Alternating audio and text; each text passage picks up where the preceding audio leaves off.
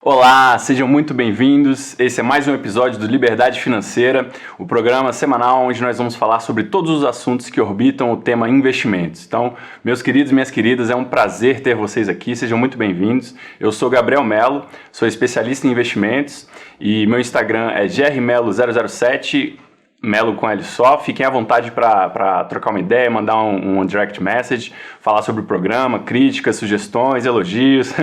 Fiquem super à vontade, tá, pessoal? E hoje nós vamos falar de vários assuntos interessantes, mas todos dentro de um único tema e que é um tema extremamente antigo, extremamente presente e certamente estará conosco por todo o futuro, que é um dos temas econômicos que faz parte dessa dinâmica humana do medo e da ganância. Hoje nós vamos falar de bolhas. Isso aí. Isso aí que você pensou mesmo. Bolhas. Como assim bolhas? O que são bolhas? Gente, bolhas, quando a gente fala de bolhas no contexto de economia, no contexto de mercado, a gente está falando de situações específicas onde, em algum momento, por algum motivo, algum ativo específico disparou, valorizou de forma demasiada, de forma absurda até, e de repente, assim como uma bolinha de sabão que a gente brinca com as crianças, ela explode cheia de ar, né? Era apenas ar ali dentro, explode como se nada tivesse existido, né? Então, isso é muito comum ao longo da história econômica, ao longo de, muitos e muitos séculos, a gente já vem cadastrando e catalogando esses episódios de bolhas, onde isso é mais comum, é no mercado imobiliário. A gente acabou de passar por isso no Rio de Janeiro, durante o processo pré-Olimpíada, pré-Copa do Mundo, e depois da Olimpíada da Copa do Mundo, veio aquela crise de segurança, e mesmo independente da crise, os imóveis já estavam muito inflados e de repente, pá, a bolha cai, né, a bolha estoura e os preços despencam. Isso aconteceu em Brasília. Para quem é de Brasília e quem, enfim, já tem contato com a cidade, sabe que também teve um processo de valorização muito acelerado dos imóveis, e isso também está intimamente correlacionado com o crédito, com a disponibilidade do crédito. Então a gente vai falar um pouquinho sobre isso. E para começar, a gente vai falar da bolha mais famosa de todas, não necessariamente a maior, mas a que foi mais notória, mais incrível, e é o grande exemplo quando a gente sempre fala de bolhas. Nós vamos falar de quê? Tulipas! É isso aí. Você sabia que no ano 1636, a tulipa, que é o símbolo da Holanda, né, é a flor símbolo da Holanda, foi um dos ativos que foi mais demandados em termos de mercado? Existia uma bolsa de futuros de tulipas, existia um mercado só para negociar tulipas. Uma tulipa chegou a valer mais do que uma casa. Vocês conseguem imaginar isso? Uma flor valer mais do que uma casa? Que as pessoas tinham uma voracidade tão grande para comprar tulipas que isso passou absurdamente dos limites da lógica, dos limites da razoabilidade. Poxa, uma tulipa é uma flor linda, né? Aqui uma imagem de algumas tulipas aqui, olha que bonitas. Né? Essas tulipas coloridas, depois de um tempo se descobriu que é porque elas muitas vezes tinham algum tipo de vírus, algum tipo de doença na planta e gerava essa coloração diferenciada. As tulipas coloridas como essas eram valiosíssimas em 1636. Dá uma olhada nesse gráfico agora que eu vou colocar aqui, de valorização da tulipa. A tulipa começou em 1635, mais ou menos, a subir, né? E aí começou a subir, até que em 1636 ela disparou, né? Disparou absurdo, assim, multiplicou por 20 o valor das tulipas que normalmente eram negociadas ali por valores mínimos, né? E aí, de repente, em maio de 1637, a tulipa, que tinha tido seu valor multiplicado por 20, derreteu 99%, né? Aquele valor inimaginável de uma planta, de uma flor, derreteu enquanto um ativo. Mas isso foi um processo tão marcante que chegou um momento, entre 1935 e 1937, que toda a economia da Holanda era baseada na plantação de tulipas. Imagina um país que é totalmente dependente, né, que a sua economia, o seu principal ativo monetário, vamos dizer assim, o ativo de produção, era uma flor, era a tulipa. Poxa, eu concordo que elas são lindas, que são maravilhosas, mas isso, meus amigos, é justamente o exemplo do que é uma bolha. Uma bolha é um processo onde ainda que um ativo comece com alguma lógica, com alguma tese, né, de investimento racional, nesse caso nem foi tanto, né, porque, poxa, era uma flor. Mas ainda que fosse, né, a nova novidade, né, a nova tecnologia, chega um momento em que esse processo de retroalimentação, de uma pessoa comprar, achar linda, aí outra pessoa comprar, aí outra pessoa viu que está subindo e comprou porque está subindo, aí outra pessoa foi e entrou, esse processo de retroalimentação está na essência do que a gente vai falar hoje sobre bolhas, né? Então, pegando esse exemplo então das tulipas, aconteceu isso, é inacreditável, mas é verdade, está super bem documentado, super bem catalogado nos livros de história, em que, poxa, uma planta chegou a multiplicar por 20 o seu valor de venda, e aí depois, em coisa de um mês, esse valor que tinha sido multiplicado por 20 caiu 99%, né? E aí muita gente quebrou, né? Muitos negociadores de tulipas quebraram, a Holanda teve uma crise econômica por conta disso, mas hoje realmente é uma anedota da história, né? Faz parte da cronologia de bolhas que a gente vai falar hoje. Então, agora, além disso, pessoal, eu vou falar com vocês da próxima bolha. A próxima bolha famosa, né? A gente vai falar de algumas delas hoje. A próxima bolha super famosa, eu falei sobre ela no nosso primeiro episódio, que é a bolha que participou o grande cérebro, né, um dos grandes gênios da humanidade, que foi o Isaac Newton. Foi a bolha da empresa chamada South Sea Company. A South Sea Company foi uma empresa de navegação que surgiu depois da Companhia das Índias Ocidentais, né? Essa empresa que a gente estuda ali pelo quinto ou sexto período agora, né? No meu tempo era quinta série ainda, estou ficando velho. Mas enfim, e aí, depois do sucesso da Companhia das Índias Ocidentais, surgiu então a South Sea, da Inglaterra, e ela, como o Google é hoje, ou foi já no início da sua vida, realmente era a empresa do futuro. A empresa que ia fazer grandes navegações, que ia desbravar o mundo, que ia trazer especiarias, que, poxa, uma única viagem poderia render 5, 6 mil% de lucro, né? E uma viagem deixar a pessoa rica para o resto da vida. Então a South Sea, ela realmente surgiu como uma potência no mercado em que ela se encontrava de navegação. Vou plotar para vocês agora o gráfico dela. Aqui, ó, a gente vê como a ação da empresa foi valorizando e aonde foi que o Newton entrou, aí de repente ele saiu com ganho, mas aí um amigo dele, um conhecido dele entrou, ficou rico, ganhou muito mais dinheiro que o Newton, aí ele ficou revoltado com isso, e aí entrou de novo, e aí depois que a empresa atingiu o pico, ela começou a cair, né? As pessoas perceberam que estava valorizado demais, que não ia dar conta de ter um rendimento tão grande para aquela valuation, né? Para aquele valor da empresa que estava determinado ali pelo preço da ação, e aí a empresa começou a cair, a ação começou a cair, e quando começa, pessoal, esse processo vem muito acelerado. A gente fala, né? A porta de saída de um investimento fica estreita quando todo mundo quer sair ao mesmo tempo, né? Tem um congestionamento, então para você conseguir sair, você tem que baixar muito o seu preço. Então, o brilhante Isaac Newton, com toda a sua experiência lógica e matemática, quebrou na bolsa, né? Perdeu muito dinheiro na bolsa. Então isso mostra pra gente que as bolhas, mesmo os grandes gênios, né, é difícil você perceber. Todo mundo acha que mesmo que assim, tenha a percepção que saiba que está entrando numa bolha, todo mundo acha que vai conseguir farejar o momento de sair, né? Farejar o pico, farejar aquele ponto de virada onde ele vai sair e vai comprar baixo e vender na máxima, né? Que é o grande sonho de todo trader, de todo investidor, comprar barato e vender na máxima, e aí depois o papel cai e você fecha aquele trade lendário, aquele trade do século. Então, pessoal, isso é muito difícil. Mesmo os grandes profissionais, mesmo as pessoas que dedicaram a sua vida a estudar o mercado, não conseguem ter esse timing. Então, não se valha disso como a sua estratégia de investimento, tá? Tente ter uma estratégia onde você se proteja. A gente vem sempre batendo nessa tecla. Proteção, proteção, proteção. Depois a gente valoriza. Não adianta querer ganhar se você não protege de perder, né? E, de novo, nosso disclaimer sempre, pessoal, tudo que eu estou falando aqui são questões hipotéticas, né, de estudo, e se você for fazer algum investimento, sempre atente para os fatores de risco, perfeito? Então, fechada a South Sea então foi realmente uma segunda grande bolha que a gente viveu na humanidade, ela realmente subiu muito e caiu de uma forma abrupta, como em geral acontece nas bolhas.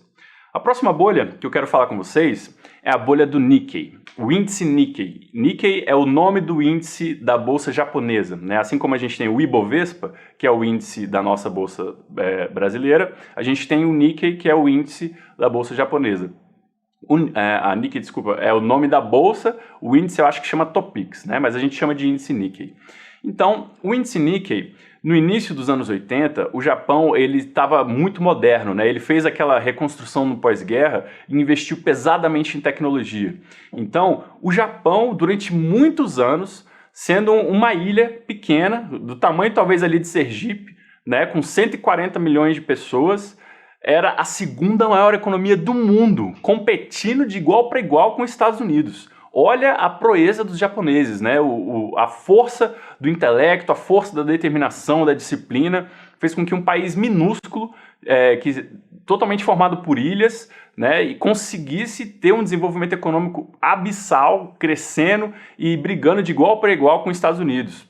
Até hoje é a terceira economia do mundo, hoje é Estados Unidos, China e o Japão em terceiro, se não me engano. E o Japão, ele viveu o seu ápice econômico no final dos anos 80. Justamente, agora eu vou plotar aqui um gráfico para vocês, do índice Nikkei, para vocês verem o que aconteceu. Em 1989, o índice Nikkei ele bateu quase 40 mil pontos, chegou a 39 mil e poucos pontos. E olha como foi rápida essa subida, foi uma subida muito veloz. E a premissa nesse momento foi justamente que o Japão estava na vanguarda da tecnologia. Era o país que mais produzia microchips, que produzia computadores, que produzia tecnologia. Então, foi um país que realmente atraiu os investidores mundiais. A bolsa japonesa realmente parecia que era a vanguarda da nova era da tecnologia, né? Meu Deus, a nova economia vai ser ditada pelo Japão, pela modernidade japonesa. E aí o índice Nikkei disparou, chegou a 39 mil pontos, e aí então a bolha estourou, como normalmente as bolhas estouram, né? E aí, até hoje, agora plotando um gráfico do índice Nikkei hoje, olha o que aconteceu, o índice Nikkei hoje está a 22 mil e poucos pontos, né? Então, até hoje, ele não recuperou aquele ápice do final de 89. Até hoje, o índice Nikkei vem ali, sobe, desce, vem patinando há muitos e muitos anos. E a gente, no mundo de economia, a gente chama isso de japonização, né? Esse processo em que você atinge um pico, depois você realiza, né? Tem a queda e aí fica muito tempo andando de lado. Tem 30 anos que o Japão está no que a gente chama dessa recessão técnica, né? Em que ele não sobe, não cresce, fica andando meio de lado, né? O Japão, em termos de dívida pública, é o país do mundo com o maior nível de dívida. Eles têm uma dívida de acima de 220% do PIB, e mesmo assim, eles têm uma boa avaliação pelas casas de risco, né, em termos de risco de crédito. Por quê? Porque a maior parte dessa dívida do Japão, ele deve para ele mesmo, é uma dívida interna, né, ele se financia através da poupança interna dos japoneses. Os japoneses são muito disciplinados para guardar dinheiro, então o Japão consegue se autofinanciar. Por isso, e também pelo fato da dívida, dos juros da dívida japonesa serem baixíssimos, né? Ainda que a dívida seja grande, a trajetória dessa dívida não é explosiva, é uma trajetória controlável. Então, isso tudo junto faz com que a nota de crédito do Japão seja extremamente alta, mesmo sendo o país mais endividado do mundo em termos de percentual do PIB, né? Acima de 200% do PIB. Então, essa foi a terceira bolha, né, que eu queria falar com vocês, a bolha do Nikkei e a bolha do Japão. Agora, quero falar com vocês da bolha da Nasdaq, né? A Nasdaq que a gente falou tanto no último episódio, que está num momento excelente, rompendo recordes. Então, o que aconteceu? No final dos anos 90, depois que o Nikkei e o processo do Japão ganhou força, a área de tecnologia e a internet, que começou ali no meio dos anos 90, realmente mudaram a perspectiva, né? Surgiu a ideia de nova economia, que ia ser uma economia digital, uma economia online, onde as empresas de tecnologia iam ditar os rumos do mundo. E, assim, essa euforia fez com que o índice Nasdaq ele subisse de 400 e poucos pontos para 5 mil pontos ali do final dos anos 90 até o início dos anos 2000. Foi um crescimento, assim, estrondoso, um crescimento muito acelerado. E aí, se vocês virem aqui no gráfico, olha o que aconteceu. Então, a bolsa Nasdaq subiu, disparou, bateu 5 mil pontos, e aí, no início, ali do meio para o final do ano 2000, veio aquele choque de realidade que normalmente acontece, porque, poxa, empresas que não tinham, primeiro, não tinham lucro, não tinham receita direito, mas eram baseadas em internet. Então, os investidores, por um afã, uma ganância de querer estar na vanguarda, de comprar as empresas que iam ditar os rumos da nova economia, começaram a comprar esses papéis, mas de empresas que não davam lucro, que não tinham receita, enfim, que eram só promessas, né? Era um grande saco de promessas, essas empresas. Mas independente disso, as pessoas, nesse desespero de chegar na frente, como a gente falou, né? Ganha na bolsa quem chega na frente, as pessoas desesperadas começaram a comprar essas ações. E aí, quando veio aquele choque de realidade, que essas empresas não estavam dando lucro ainda, isso acontece, né? Quando vem esse choque de realidade, as pessoas acordaram e aí, de novo, mais uma vez, a porta de saída ficou estreita. Todo mundo querendo sair ao mesmo tempo, o preço desabou, né? Então, a Nasdaq caiu mais de 50% quando ela bateu ali os 5 mil pontos, caiu para menos de 2 mil pontos, se não me engano, e demorou 15 anos, né, para a Nasdaq recuperar esse nível de 5 mil pontos. Então, do ano 2000, quem comprou ações de tecnologia, né, quem comprou o índice Nasdaq no ano 2000, demorou 15 anos para recuperar o seu investimento. 15 anos ali vendo o investimento negativo. Até que a partir de 2015 atingiu então de novo esses 5 mil pontos e hoje já está acima de 11 mil pontos, 11.100 se não me engano, agora há pouco eu estava consultando. Então, mas hoje, diferente do passado, hoje essas empresas de fato dão lucro, né? De fato a Amazon deu um lucro acima da expectativa, Google dá lucro, Facebook dá lucro. Tudo bem que a gente pode discutir, mas o valuation tá caro, né? O lucro que ela gera em cima do preço que está a ação não tá muito esticado isso, né? Poxa, a gente falou sobre isso, PL, que é essa proporção, essa métrica de avaliação, se uma empresa está cara ou está barata, ela mede justamente isso. Quanto tempo demora para você recuperar o seu capital só a partir dos lucros que a empresa gera, sem considerar a valorização da ação. Então, se você apostou R$100, quanto tempo os lucros daquela ação sendo distribuídos para você como acionista vai te devolver R$100? Então, a média da Bolsa Americana histórica é na faixa de 17 e 18 anos para você recuperar. Isso já é altíssimo, né? No Brasil, a média histórica é entre 12 e 13. Né? Hoje a gente está com 16 ou 17 por conta do preço que subiu muito. No setor de tecnologia, essa média já é mais alta ainda, vai na faixa de 30 ou 40, dependendo do papel. Então, valuation da Amazon, por exemplo, da última vez que eu vi, estava acima de 100. Imagina, você esperar 100 anos para recuperar o seu capital a partir só dos dividendos que a empresa paga. Mas por que esse valuation fica tão caro e as pessoas continuam comprando? Porque existe a expectativa da aceleração dos lucros. Porque uma coisa é o lucro que eu tenho hoje, né? O valuation, a gente olha o balanço é uma fotografia, ele não é um filme. Então na fotografia eu estou olhando o lucro que ficou para trás, mas eu não consigo perceber o lucro que vai vir na frente. Pô, e se ela lançar um produto novo? Né? A Amazon lançou um produto de streaming para concorrer com o Netflix, né? Então ela tem produtos novos que podem gerar lucros que não estavam previstos quando você fez o seu primeiro investimento. Então essa expectativa de aceleração dos lucros é o grande motor da compra nas empresas de tecnologia. Então, para fechar, a Nasdaq então teve esse estouro, né? Hoje já recuperou, mas foi mais uma bolha que realmente deixou muita gente quebrada e, ao mesmo tempo, fez muitos milionários, né? Quem saiu antes, quem conseguiu vender antes da bolha, ficou muito rico. Imagina, você comprar um ativo que estava valendo 400 e vender ele por 5 mil, né? É um lucro muito grande, né? Então, realmente, quem conseguiu antecipar que aquilo era uma coisa irracional, né? Ou então, pelo menos quem usou stop, né? Que é aquela forma de você deixar uma ordem pré-programada, que se bater um preço, a sua ação é vendida naquele preço. Quem usava stop conseguiu se proteger um pouco, tá? Então, vamos para a última bolha agora. A bolha do subprime, né? Essa é a bolha mais recente, é a bolha talvez mais famosa desse milênio, né? Eu vivi essa bolha de camarote, porque eu trabalhava numa área de gestão de riscos de um grande banco, e de lá eu monitorei isso realmente absolutamente por dentro, assim. E foi curioso, porque naquele processo o Brasil estava no seu melhor momento. Em 2007, 2008, a gente ganhou o que se chama de grau de investimento. Então, enquanto o Brasil estava surfando uma onda de positividade, o mundo via a bolha de subprime explodir. O que foi a bolha de subprime? Eu vou carregar agora aqui um gráfico de juros do Federal Reserve. Esse gráfico de juros explica um pouco o que foi a bolha do subprime. Então, com a crise do ano 2000 e logo da bolha da Nasdaq, né, a bolha de tecnologia, e na sequência o ataque nas Torres Gêmeas, né, em 2001, o Federal Reserve, que é o Banco Central americano, baixou muito abruptamente os juros americanos. Ele estava na faixa de 6%, baixou para algo como 1%. Então foi a menor taxa da história até então. E aí essa taxa ficou baixa durante algum tempo, né, de 2001 até 2004 ali mais ou menos.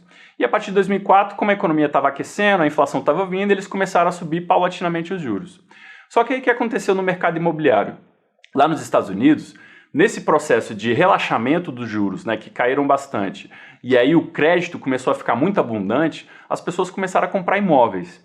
E aí comprando muitos imóveis com muita demanda, com crédito farto e os bancos ganhando muito dinheiro com esses financiamentos, o valor dos imóveis começou a disparar, porque estava tendo muita demanda, né? Então, quando chegou em 2008, a gente tinha um processo que estava assim absolutamente exagerado. Existia um negócio que me marcou muito, que eu achava assim, como é que pode isso ter acontecido? E isso é verdade, pessoal. Eles chamavam de Ninja Loans, né? Por que Ninja? Era um acrônimo em inglês para No Income, No Asset, No Job. Então, o cara não tinha receita, não tinha ativos, não tinha emprego, não tinha nada, mas ele chegava, assinava o nome dele, tinha lá um CPF, né, um Social Security, e conseguia um financiamento imobiliário, sem nada, sem nenhum tipo de garantia, absolutamente nada. E entrava lá e comprava uma casa de, centenas de milhares de dólares, né?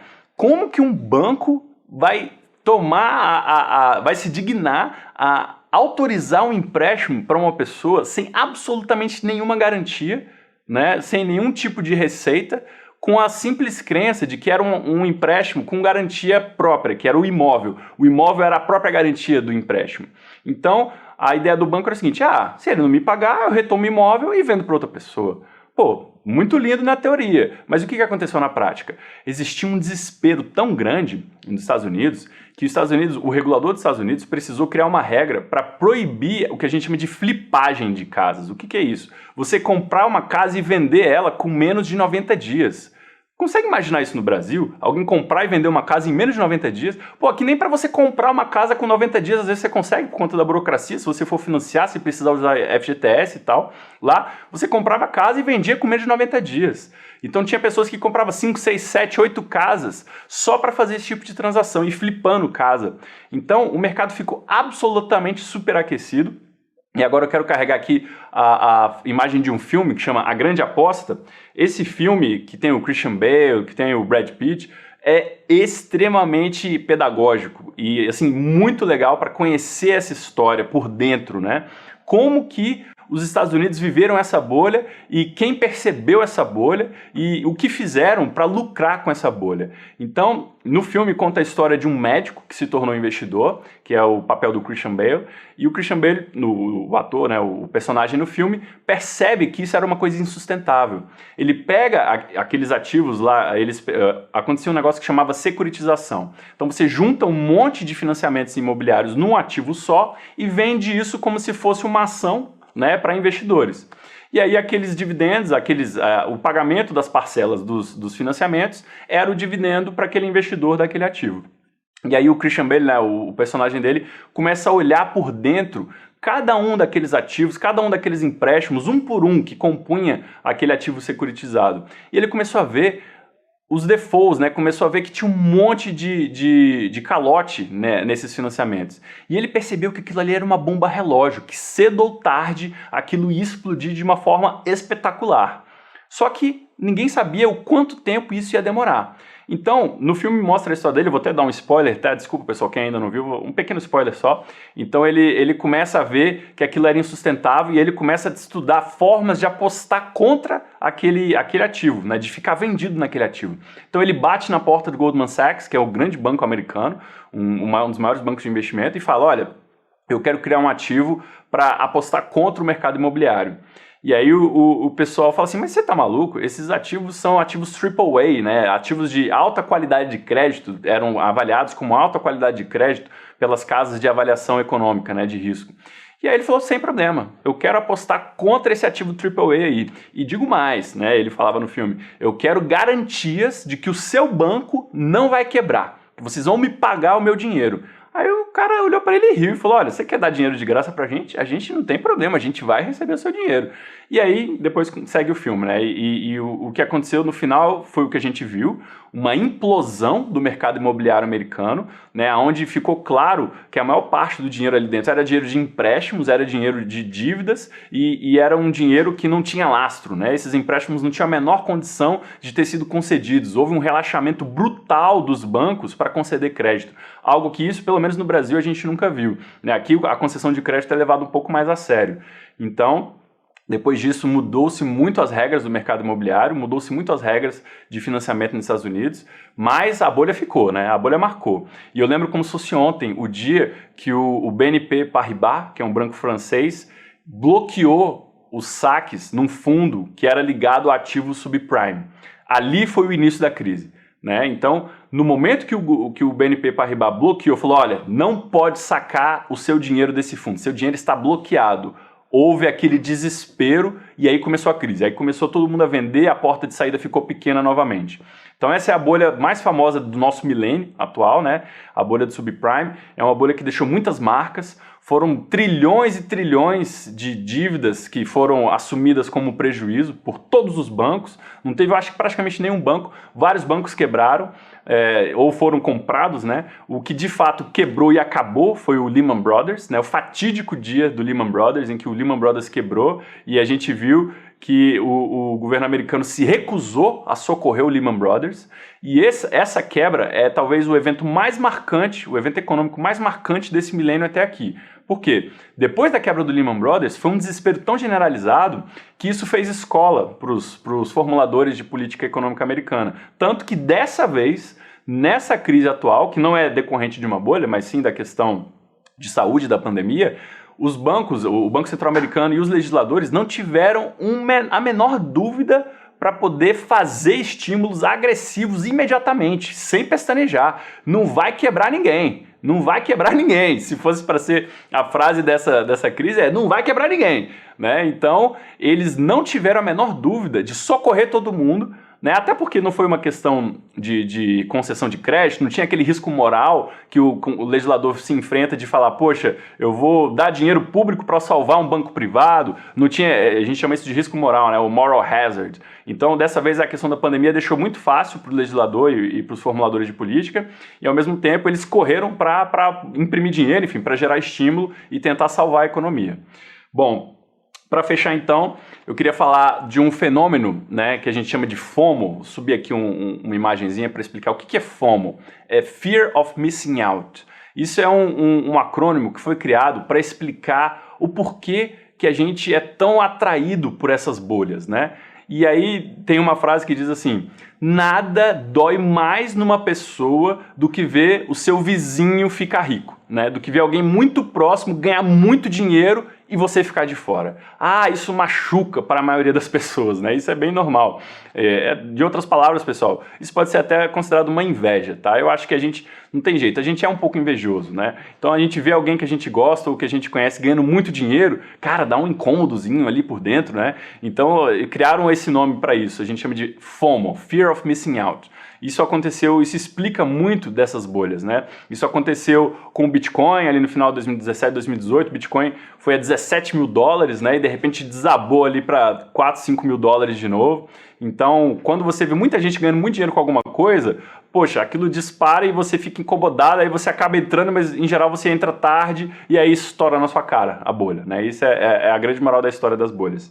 E aí, existe um cara e existe uma figura no mercado, o nome desse cara é George Soros, e a figura que ele representa a gente chama de os vigilantes do mercado. Quem são esses caras? São pessoas assim extremamente esclarecidas, pessoas que conseguem ver através da névoa, né? Ver através da incerteza e perceber que existe um exagero, perceber que não está fazendo sentido esse tipo de situação.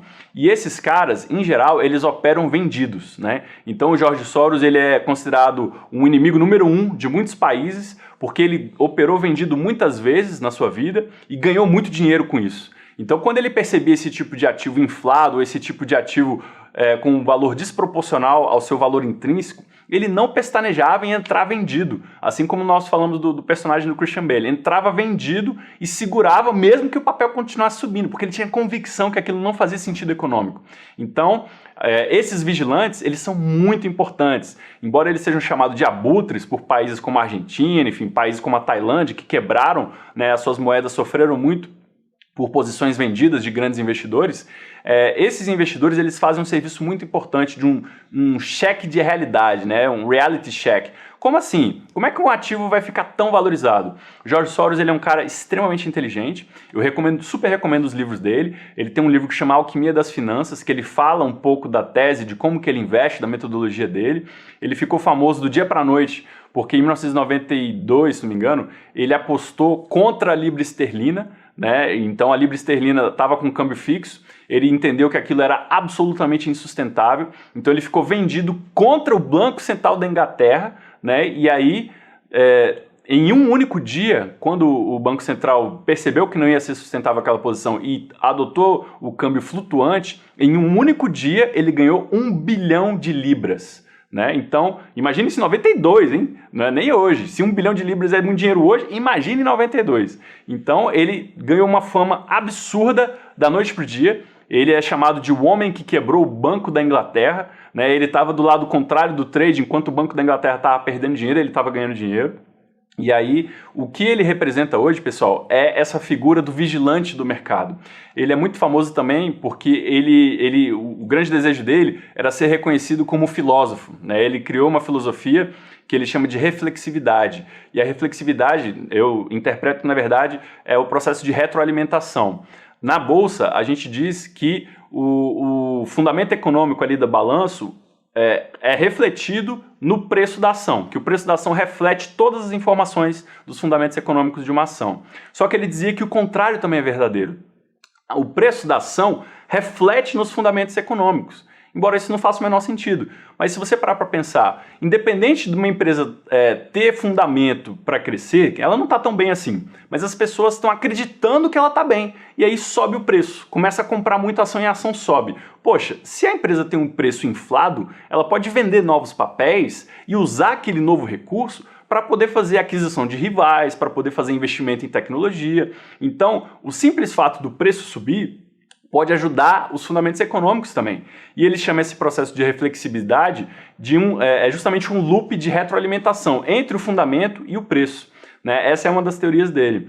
E através dessa dinâmica, através dessa teoria, ele investiu e ganhou muito dinheiro. Né? Então, a questão, né? Ele soube surfar as bolhas, só que ele soube surfar do lado contrário. Né? Então, em vez de surfar na alta, ele surfou nas quedas, né? Ele gosta, o George Soros é um cara que gosta muito de apostar em topos, né? Algo chegou num topo, tá muito caro, aí ele vai lá e vende. E aí, então, agora eu quero encerrar, hoje a gente se estendeu um pouquinho, mas encerrar com uma piadinha que ficou muito famosa nos Estados Unidos, depois da Nasdaq subir, né? Tem um adesivo que eu vou plotar aqui agora para vocês, que é esse carinha ali, com a mãozinha ali rezando e falando assim, por favor, Deus, só mais uma bolha, eu só quero mais uma bolha, não tem problema ser bolha, eu só quero surfar essa próxima bolha, né? Então é curioso isso, né? Virou piada, mas muita gente ganhou dinheiro na bolha, e quem conseguiu ver que era uma bolha e saiu antecipado ganhou muito mais dinheiro ainda. E, desculpa, agora sim eu vou fechar, agora eu vou carregar aqui uma frase do Einstein, que na verdade não sei se é dele, tá, gente? Mas é dito que ele tinha isso na mesa dele, que nem tudo que conta... nem tudo que a gente pode contar, conta. E nem tudo que conta pode ser contado. Né? Então, como a gente vem sempre falando aqui, não é só de fundamento econômico que vive o investimento, não é só de realidade que se baseia os preços da Bolsa. Né? O espírito humano vai muito além disso. Né? Tem coisas que contam que a gente não consegue mensurar. Beleza? Espero que vocês tenham gostado. Esse foi mais um episódio do Liberdade Financeira. Segue lá no Instagram, grmelo007, Melo com L só. Quiser dar feedbacks, estamos totalmente disponíveis para receber e acolher esses feedbacks, sugestões, insights, tá bom? Muito obrigado por estarem aqui com a gente. Um grande abraço. Tchau!